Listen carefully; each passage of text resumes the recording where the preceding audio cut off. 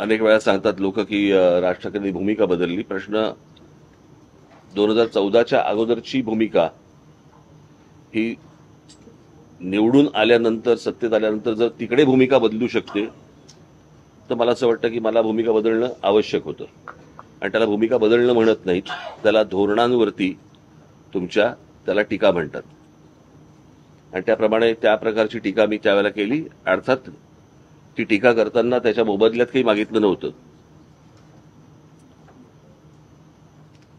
की मला मुख्यमंत्री पद पाहिजे म्हणून मी टीका करतोय, माझे 40 आमदार फोडले म्हणून मी टीका करतोय. असल्या कुठच्या गोष्टींमधनं ती टीका नव्हती. ती मुद्द्यांना टीका होती,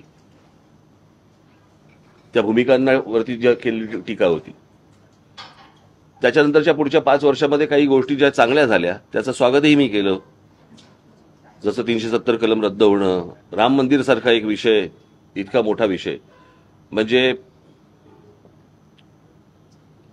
खरं तर राम मंदिर ही गोष्ट आपल्याला काही धर्माच्या आधारावरती राष्ट्र उभं नाही करायचंय, परंतु 1992 पासून ते 2024 पर्यंत एक रखडलेली गोष्ट, ज्याच्यामध्ये आजपर्यंत इतक्या कारसेवकांनी ज्यांनी आपली स्वतःची आहुती दिलेली आहे.